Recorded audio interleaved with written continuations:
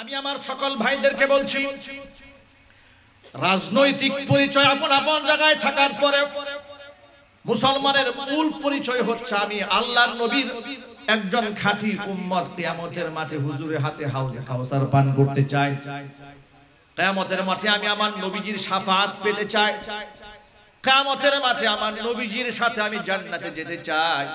এই আগ্রহ আছে কার কার মনের মধ্যে? হাত দেখতে চাই। আল্লাহ তুমি আমাদের সকলকে কবুল করে নাও। জোরে বলুন আল্লাহুম্মা আমিন। আল্লাহ যেন মঞ্জুর করেন। জোরে বলুন আমিন। হাত নামান ভাইরা আমার, যেখানে আল্লাহর নবী সাল্লাল্লাহু আলাইহি সাল্লাম ফিতনা থেকে উম্মতকে বাঁচতে বলেছেন, কোরআন মাজিদ আল্লাহ পাক বলেন আল ফিতনাতু আশাদ্দু মিনাল কতলি। ফিতনা সৃষ্টি করা এটা হত্যার চাইতেও জঘন্য অপরাধ। আজকে সমাজের মধ্যে ছোটখাটো ইখতিলাফ নিয়ে বিভিন্ন মসজিদের মধ্যে ঝগড়া পর্যন্ত হয়ে যায়, ঠিক কি না? একটা জায়েজ কাজ, যেমন উদাহরণ দিয়ে বলা যায়, আমি জোরে বলা এবং আস্তে বলা। তাম পৃথিবীর কোন ফকিহ জোরে আমিন বলাকে নাজায়েজ হারাম বলে নাই, আর আস্তে বলাটাকে পৃথিবীর কোন ফকিহ নাজায়েজ কিংবা হারাম বলে নাই। ইমামগণ ইখতিলাফ করেছেন যে আমার কাছে এটা উত্তম, আরেক ইমাম বলেছেন এটা হাদিস দৃষ্টিতে গবেষণা করে ইজতিহাদের আলোকে আমার মনে হয়েছে আমিনটা জোরে বলা উত্তম। কেউ আমিন জোরে বলা উত্তম বলেছেন, কেউ তো আস্তে বলা উত্তম বলেছেন। কিন্তু প্রত্যেকেই ভিন্ন মুফতি এবং মুহাদ্দিস মুস্তাহিদের নামটা অত্যন্ত শ্রদ্ধার সাথে সম্মানের সাথে উল্লেখ করেছেন। কিন্তু আমাদের কিছু ভাইদের মেন্টালিটি এত জঘন্য মানসিকতা সৃষ্টি হয়েছে যে আস্তে যে বলে ওর নামাজই হয় না, ঠিক কিনা? রাস্তায় অসংখ্য বেনামাজি ঘুরে বেড়াচ্ছে, এটা নিয়ে তার মাথা ব্যথা নাই। অসংখ্য লোকেরা ইসলামের শেকড়টাকে উপড়ে ফেলার ষড়যন্ত্র চালাচ্ছে, এটা নিয়েও তার মাথা ব্যথা নাই। মসজিদে এসে আমিন সে আসতে বললো কেন, এই চিন্তায় পাগল হয়ে গেছে। কথা বলতে হবে। কিংবা আবার উল্টো চিত্রও আছে, কেউ একটুখানি আমিন একটু জোরে বলেছে, এজন্য তার দিকে খুব বাঁকা নজরে তাকাইছে, মনে হয় সে কাফির হয়ে গেছে। এই যে একটা মানসিকতা আমাদের মধ্যে আছে, এটা কি এই উম্মতের জন্য ভালো দিক? যদি বলেন যে ভালো দিক, কোনদিন এটা ভালো দিক না। এটাই তো ইসলামের সৌন্দর্যতা। আমার ভাই মসজিদে এসেছে আমার জন্য সৌভাগ্য, ঠিক কি না? আমার তো খুশি হওয়ার কথা ছিল। যুবক হাত এখানে বেঁধেছে কিংবা বুকেই বেঁধেছে, ও তো আর মদের বারে যায় নাই, ও তো আমার মসজিদে এসে হাজিরাটা দিয়েছে। এটা তো আমার খুশি হয়ে যাওয়ার কথা ছিল। তাকে তো আমার শত্রু বানাবার কথা ছিল না।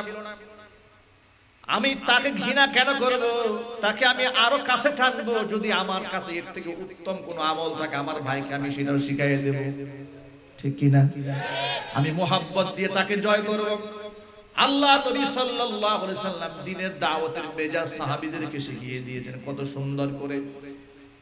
ইয়াসসিরু ওয়ালা তুআসসিরু। ও সাহাবীরা, ইসলাম যখন মানুষের সামনে পেশ করবে, কঠিন ভাবে ইসলামকে পেশ করে দিও না, যাতে করে আতঙ্কে ভয়ে মানুষ ইসলাম থেকে দৌড়ে পালায় যায়, এমন কাজ করো না। ইয়াসসিরু, মানুষের জন্য সহজ বানায় দাও। ওয়ালা তুআসসিরু, ইসলামকে জটিল এবং কঠিন ভাবে মানুষের সামনে উপস্থাপন করো না।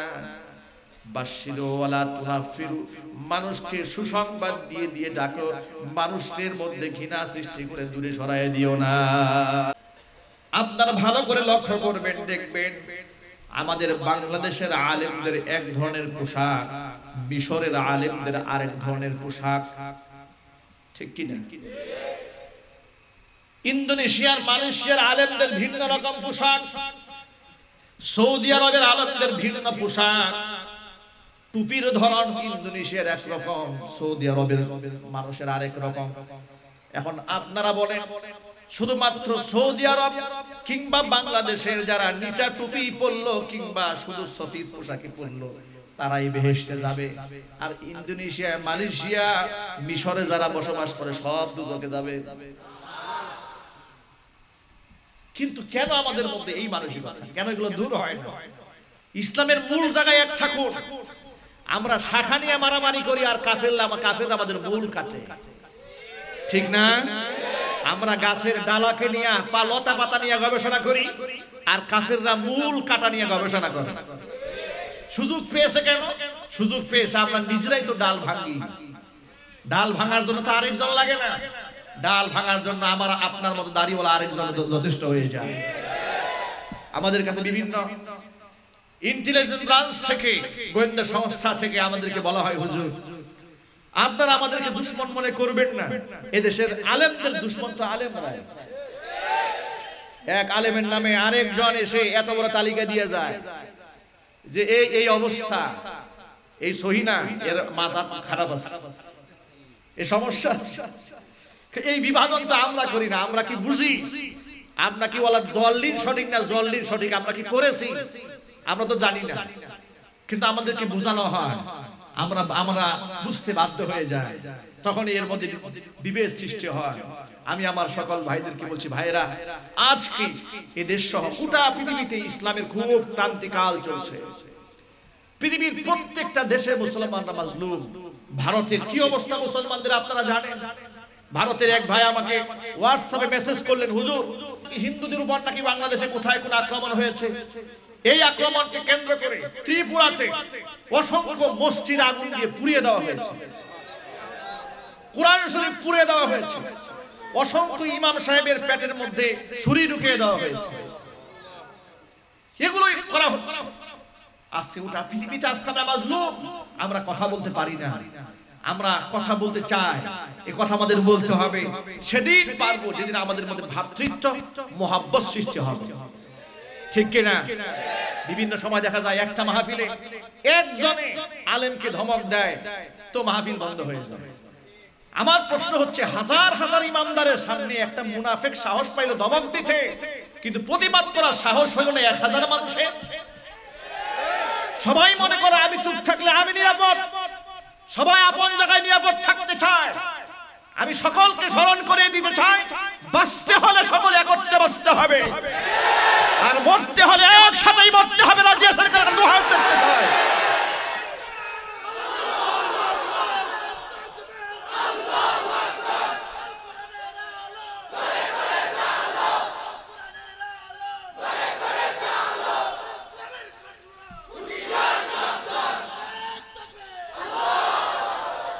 বাঁচতে হলে একসাথেই বাঁচব, মরতে যদি হয় একসাথেই মরব। আর সেটা নিজেরা কামরা কামড়ি করে মরব না। আল্লাহর দ্বীনের জন্য বাঁচতে চাই, আল্লাহর দ্বীনের জন্যই কথা বলতে চাই। বাঁচতে যদি হয় তো ইসলামকে বক্ষে ধারণ করেই বাঁচব, মরতেও যদি হয় ইসলামকে বক্ষে ধারণ করেই মরব। ইসলামকে ছেড়ে বাঁচতেও চায় না, ইসলামকে বাদ দিয়া মরতেও চায় না আমরা, ঠিক কিনা? ইসলামকে বাদ দিয়া নিরাপদ থাকতে চায় না। ইসলাম গ্রহণ করার কারণে যদি আমি অনিরাপদ হয়ে যাই, আমি ওই অনিরাপত্তার মধ্যে আমি চিরসুখ খুঁজে নেব। বলে দিনকাল ভালো না হুজুর, এই জন্য দাড়ি কামাই ফেলছে। আছে না নাই? দাড়ি ছিল লম্বা লম্বা, খাটো হয়ে গেছে। ব্যাপারটা কি ভাই? কিছুদিন আগে দাড়ি দেখলাম লম্বা, ইদানিং খাটো হয়ে গেছে। হুজুর দিনকাল ভালো না, এই জন্য কামাই ফেলছি। উনি নিরাপত্তা খুঁজে পেয়েছে ইসলাম ছাড়ার মাধ্যমে। আমি বলি ভাই, গজব যখন আসবে আপনার এই কুকর্মের কারণেই আসবে, ঠিক কিনা? আর সাহায্য যদি আসে, আল্লাহর নুসরত যদি আসে, তো সুন্নতের উপর পাবন্দি করার কারণেই আসবে। কোরআন মাজিদের মধ্যে আল্লাহ পাক বলেন, ওয়ালা তাহিনু ওয়ালা তাহজানু ওয়া আনতুমুল আ'লাউনা ইন কুনতুম মুমিনিন। হীনমন্যতাই ভোগো না, কষ্ট নিও না। ওয়া আনতুমুল আ'লাউনা, বিজয় তো তোমাদেরই হবে। শর্ত আছে একটা, ইন কুনতুম মুমিনিন, যদি তোমরা ঈমানদার হতে পারো। ইমানদারদের বিজয় দেবেন কে? ওয়াদাকার। আল্লাহ কি মিথ্যা ওয়াদা করেন? তবে আমাকে আপনাকে কঠিন পরীক্ষার সম্মুখীন হতে হবে, এটাও আল্লাহ পাক কুরআনেই বলে দিয়েছেন। আল্লাহ পাক ভিন্ন আয়াতের মধ্যে বলেন, আহাসিবান নাসু আইয়ুতরাকু আইয়াকুলু আমান্না أن يقولوا آمنا وهم لا يفتنون মানুষ কি ধারণা করে বসে আছে নাকি আইয়ুতরাকু আইয়াকুলু আমান্না শুধু তারা মুখে বলবে আমি ঈমান এনেছি আর তাদেরকে ছেড়ে দেওয়া হবে ওয়াহুম লা ইফতানুন এদের কোনো পরীক্ষা করা হবে না এই ধারণা কি মানুষ করে বসলো নাকি ওয়ালাকাদ ফাতান্নাল্লাযীনা মিন ক্বাবলিহিম অথচ তাদের পূর্বে যারা পৃথিবীতে এসেছিল তাদের কাছ থেকে আমি পরীক্ষা নিয়েছিলাম ফালা ইয়ালামান্নাল্লাহুল্লাযীনা সাদাকু ওয়া লা ইয়ালামান্নাল কাযিবিন আমি অবশ্যই জেনে নেব ঈমানের দাবিতে কে সত্যবাদী আর ঈমানের দাবিতে কে মিথ্যাবাদী এটা আমি অবশ্যই যাচাই করেই ছাড়ব ঈমানের দাবিতে কে সত্যবাদী আর কে মিথ্যাবাদী এটা আমি অবশ্যই জাস্টিফাই করব এত সহজে আমি কাউকে ছেড়ে দেব না এই জন্য দুনিয়াতে ঈমানের উপর থাকতে গেলে আপনার পরীক্ষা তো আসবেই এটা আমি চাইলেও আসবে না চাইলেও আসবে আর পরীক্ষার জন্যই তো আল্লাহ সৃষ্টি করেছেন কোরআন মাজিদে আল্লাহ পাক বলেন আল্লাযী খালাকাল মাউতা ওয়াল হায়াতা লিয়াবলুয়াকুম আইয়ুকুম আহসানু আমালা খামোখা তো সৃষ্টি করিনি তোমাকে বানিয়ে দিলাম এই পৃথিবীতে জীবন এবং মৃত্যু সৃষ্টি করলাম আমি আল্লাহ লিয়াবলুয়াকুম আমি পরীক্ষা করে নিতে চাই আইয়ুকুম আহসানু আমালা উত্তম আমল তোমরা কে করো আমি দেখতে চাই আমি এই জমিনের মধ্যে অসংখ্য বাঁকা পথ ছেড়ে দেব কিন্তু আলাল্লাহি কসদুস সাবিলি ওয়া মিনহা জাইর সঠিক রাস্তা কুরআন নাজিল করে বলে দিয়েছি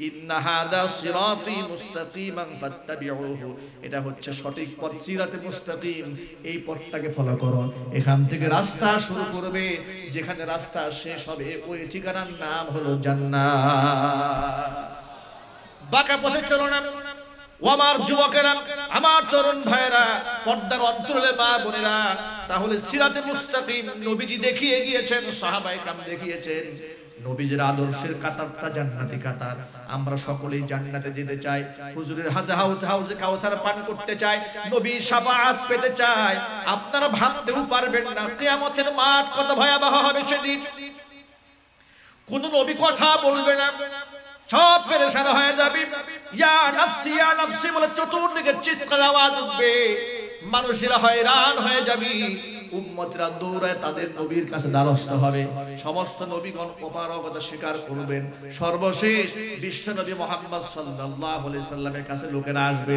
আল্লাহর নবী মাকামে মাহমুদে সিজদায় পড়ে এমন ভাবে কান্নায় ভেঙে পড়বেন আল্লাহর নবীর চোখে যে কত পানি সেদিন বয়ে যাবে তার কোনো শেষ নাই হাদিসে তার বর্ণনা নাই শুধু এসেছে আল্লাহর নবী সাল্লাল্লাহু আলাইহি সাল্লাম 63 বছরের হায়াতে জিন্দেগিতে এত কান্না করেন নাই হাসরের মাঠে সিজদায় পড়ে আল্লাহর নবী যত কাঁদবে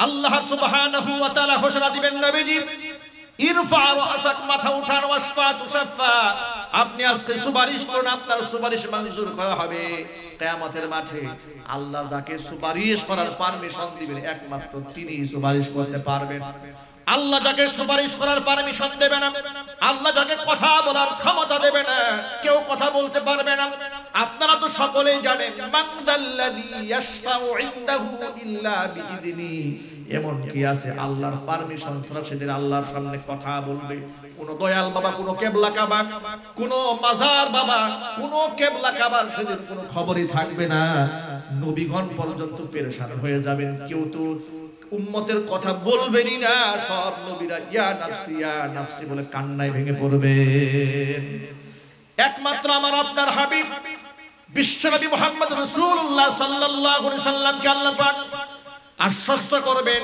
অভয় দিবেন মাথা উঠান আজকে আপনি যার জন্য সুপারিশ করবেন আপনার সুপারিশ মঞ্জুর করে তাকে জান্নাতে প্রবেশ করানো হবে আরেকটা হাদিসের মধ্যে এসেছে আল্লাহর নবীকে আল্লাহ ডেকে বলবেন ইয়া মুহাম্মদ আদখিল ইয়া মুহাম্মদ মিন উম্মাতিকা মাল্লা হিসাবা আলাইহিম ও নবীজি আপনার উম্মতের ভেতর থেকে আপনি ওই সমস্ত লোকদেরকে বাছাই করে জান্নাতে ঢুকায় দেন যাদের কোনো বিচার হবে না আল্লাহু আকবার বলেন আর জোরে বলেন আল্লাহু আকবার ভাইরা আমার কি সৌভাগ্যবান তারা কত ভাগ্য তাদের ভালো যাদের কোনো বিচারই হবে না যত বড় আলেম আর যত বড় বুজুর্গ হোক না কেন, আমলের হিসাব যদি আমল নামা যদি সামনে পেশ করা হয়, পার পেয়ে যাওয়ার কোনো উপায় কারো থাকবে না, কোনো বুজুর্গের থাকবে না, ওলি দরবেশ থাকবে না, বক্তারা থাকবে না, শ্রোতারও থাকবে না, ইমামের থাকবে না, মুক্তাদির থাকবে না। এই জন্য আমল নামা যদি হিসাবই না হয়, তোর আমল নামা দেখবই না, সুরা বেহেশতে চলে যা। কত বড় তাকদীর ওলা, কত বড় ভাগ্যবান তারা, কত বড় নসিব তাদের, যাদেরকে আল্লাহ বিনা হিসেবে জান্নাতে দিতে চান। ভাইরা আমার, আল্লাহর নবী একটা দোয়া আমাদেরকে শিখিয়ে দিয়েছেন যে তোমরা আল্লাহর কাছে সব সময় এই দোয়া করো, আল্লাহুম্মা হাসিবনি হিসাবান ইয়াসীরা। সবাই পড়েন আল্লাহুম্মা হাসিবনি হিসাবান ইয়াসীরা, আল্লাহুম্মা হাসিবনি হিসাবান ইয়াসীরা। অর্থ হচ্ছে আল্লাহ তুমি আমার হিসাবটাকে সহজ বানিয়ে দাও, আর হিসাব সহজ বানাবার মানে হচ্ছে বিনা হিসেবে জান্নাত দিয়ে দেওয়া, ঠিক কি না? আল্লাহ পাক যেন বিনা হিসেবে আমাদেরকে জান্নাত দেন, যদি বলেন আল্লাহুম্মা আমিন। যুবক ভাইরা আমার, তাহলে নবীজি তো কিছু কিছু মানুষকে চিনবেন, যাদেরকে নবীজি আলাদা করে নেবেন, বাছাই করে নেবেন, কিন্তু প্রথমত তিনি উম্মতকে ভাগ করে ফেলবেন। মা আয়েশা রাদিয়াল্লাহু তাআলা আনহা বলছেন, ইয়া রাসূলুল্লাহ, আদম আলাইহিস সালাতু ওয়াস সালাম থেকে শুরু করে तमाम পৃথিবীর সমস্ত নবীদের সমস্ত উম্মতরা হাসরে মাঠে দাঁড়াবে। মানুষ তো দেখতে একই রকম, तमाम পৃথিবীর সমস্ত ওলি আউলিয়া, গাউস, কুতুব, আবদাল সহ যত মানুষ পৃথিবীতে আছে, চেহারা তো আর ভিন্ন রকম না, মানুষের চেহারা তো মানুষের মতোই একরকম, ঠিক কি না? অমানুষ যারা হয় তারা দেখতে তো মানুষের মতোই লাগে, ঠিক কি না? দেখতে মানুষের মতো, ব্যবহারটা জানোয়ারের মতো, কিন্তু সে তো মানুষের মতো। তা আপনি কি করে চিনবেন এটা আপনার উম্মত, এটা ইব্রাহিম আলাইহিস সালামের উম্মত, এটা মুসা আলাইহিস সালাতু ওয়াস সালামের উম্মত? আপনি চিনবেন কি করে? আল্লাহর নবী তখন জবাব দিবেন, আয়েশা রে, একটা ঘোড়ার পালের ভিতরে কিছু ঘোড়ার কপালে এবং হাত যদি সাদা থাকে, তাহলে মালিকের ওই ঘোড়াগুলো বাছাই করতে কি কোনো কষ্ট হবে? আয়েশা রাদিয়াল্লাহু তাআলা আনহা জবাব দিয়ে বলছেন, ইয়া রাসূলুল্লাহ, তার মোটেও কষ্ট হবে না। হুজুর বলেন, আয়েশা রে, অনুরূপ ভাবে কিয়ামতের মাঠে আমার উম্মতদেরকে আমি বাছাই করব, তাদের ওযুর অঙ্গ প্রত্যঙ্গ দেখে, তাদের ওযুর অঙ্গ প্রত্যঙ্গ গুররাম মুহাজ্জালিন শুভ্র নূর দ্বারা চমকাইতে থাকবে। চমকানো দৃশ্য দেখি আমি আমার উম্মতগুলোকে বাছাই করে নেব। ও যুবকেরা, আজকে অধিকাংশ মুসলমান নামাজই পড়ে না, এর চেয়ে দুঃখ আর পরিতাপের কথা আর কি হতে পারে? ওযু ভালো করে করবে তো এটা তো ওর সেকেন্ড ধাপের কথা, প্রথম ধাপ তো আগে নামাজ পড়তে হবে। নামাজ যে পড়ে না ছাড় ওযুর তো কোনো বালাই লাগে না, জোরে বলেন ঠিক কিনা? আমি আমার সকল ভাইদেরকে বলি, যতই আমরা চিৎকার করি, যতই চেঁচামেচি করি, দিন চাই, দিন চাই, ঈমান চাই, ইসলাম চাই, সংগ্রাম করতে চাই, জিহাদ করে বাঁচতে চাই, আর জিহাদ করে মরতে চাই, যতই স্লোগান দেই না কেন, মার খেতে খেতে পিঠের চামড়া উঠে যাবে, বিজয় পতাকা আসবে না। বিজয় পতাকা সেদিন আসবে যেদিন ঈমানের প্ল্যাটফর্মে নিজেকে শামিল করতে পারবো। প্রকৃত মুসলমান যদি না হতে পারি, প্রকৃত ঈমানদার যদি না হতে পারি, আল্লাহ পাকের গায়বী নুসরত আসবে না, আল্লাহর সাহায্য আসবে না। এই জন্য মুসলমান তো আগে হতে হবে।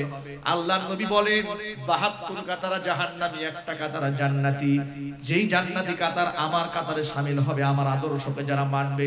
আপনারা এক বাক্যে জবাব দিয়ে বলেন, আল্লাহর নবী সাল্লাল্লাহু আলাইহি সাল্লামের 23 বছর নবুয়তি জিন্দেগিতে নামাজ ফরজ হওয়ার পর আল্লাহর হাবিব সাল্লাল্লাহু আলাইহি সাল্লাম এক ওয়াক্ত নামাজ ছেড়েছেন? আরো জোরে। কোন সাহাবী নামাজ ছেড়েছেন? সাহাবী ছাড়বে দূরের কথা, মুনাফিকরা পর্যন্ত নামাজ ছাড়তে সাহস পেত না, কারণ নামাজ ছিল সার্টিফিকেট, নামাজ ছিল মুসলমানদের আইডি কার্ড, ন্যাশনালিটি, জাতীয়তা। নামাজ যে পড়েছে সাহাবায়ে কেরাম বলেন সে মুসলমান, নামাজ যে পড়ে নাই সাহাবায়ে কেরাম বলেছেন সে হলো বেঈমান। নামাজ হচ্ছে মুসলমানদের আইডি কার্ড। নামাজ কি? সবাই বলেন না, নামাজ কি?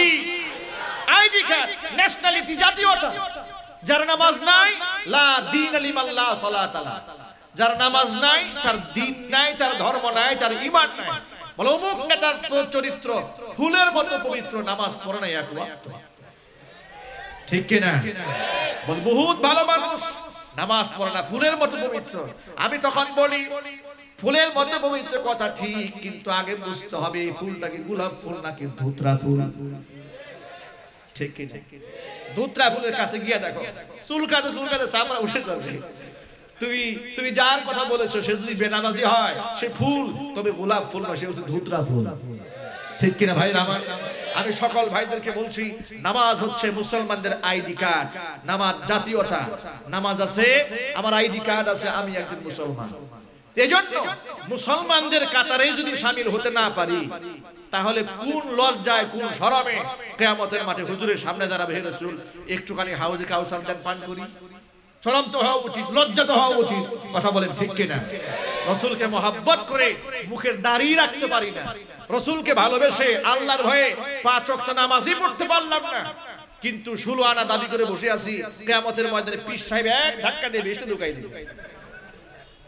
এই পীর বাংলাদেশে নাই? জান্নাতের টিকিট বিক্রি করে, আজীব কারবার। মক্কা মদিনার টিকিট বেচে পীর সাহেব, খবর যে মক্কা মদিনার টিকিট মিলে যাবে। এগুলো আবার ওয়াজে বলে আর পাবলিক কয় সুবহানাল্লাহ। আমি বুঝলাম না এই দেশটা যে কোন জাতির দেশ। সব সম্ভাবনার দেশ বাংলাদেশ। এখানে যদি একটা কলা গাছও দাঁড়ায় তার 10 জন মুরিদ হয়ে যায়। ঠিক কি না? আজীব। বিশ্বাস করেন এই সাতকানিয়াতে কালকে যদি আপনি জামা খুলতে পারেন, কালকের পরের দিন আপনার 100 মুরিদ হয়ে যাবে। বলবে যে বাবা জামা খুলছে তো বড় বাবা। আমি কি মিথ্যা কথা বললাম? ল্যাংটা বাবা নাই এই দেশে, তাদের নামে মাজারও আছে। ওরা আবার গান বানিয়েছে, বাবা মরে নাই মরে নাই, গান বানিয়েছে। জামা কাপড় রাখে না, নামাজ তো অনেক পরের ব্যাপার। জামায় কাপড়ই রাখে না গায়ে, সম্পূর্ণ উলঙ্গ। লোকেরা তার পায়ে সেজদা দেয়, তার পা ধোয়া পানি খায়।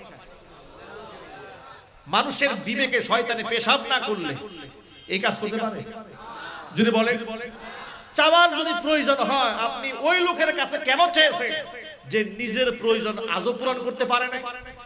আপনার পকেটের টাকা, আপনার বাড়ির মুরগির ডিম, আপনার দেওয়া হাদিয়া, আপনার দেওয়া গরু, আপনার দেওয়া খাসি, তার উরস শরীফে না দিলে সে নিজেই তো আপনার মুহতাজ। ঠিক কিনা? এর মানে তার নিজের প্রয়োজনটা আপনি পূরণ করেন, তাহলে আপনার প্রয়োজনটা সে কেমনে পূরণ করবে? আপনি তো এমন সত্তার কাছে চাবেন যিনি আপনার কাছ থেকে চাওয়ার কিচ্ছু নাই, শুধু আপনাকে দেবে। তিনি কে? তিনি কে? কপাল পুরারা সেখানে চায় না, চাইছে ওই ল্যাংটার কাছে। দুমুঠো ভাত না দিলে যে ল্যাংটা না খায় মরবে পরের দিন। ঠিক কিনা জোরে বলতে হবে। এগুলো বাদ দিতে হবে ভাই, এগুলো বাদ দিতে হবে। ওই 72 কাতারে শামিল হওয়া যাবে না, জান্নাতি কাফিলায় শামিল হতে হবে। নিজেকে 5 ওয়াক্ত নামাজি হিসেবে নিজেকে গড়ে তুলতে হবে। আমার কোন কোন ভাই আজকের পর থেকে 1 ওয়াক্ত নামাজও কাজা হবে না, 1 ওয়াক্ত নামাজও কাজা হবে না ইনশাআল্লাহ। আল্লাহ যেন কবুল করেন, জোরে কোন আমিন। আল্লাহ আমাদেরকে 5 ওয়াক্ত নামাজি বানাও, আমাদের মা বোনদেরকে নামাজি বানাও, আমাদের সন্তানদেরকে নামাজি বানিয়ে দাও।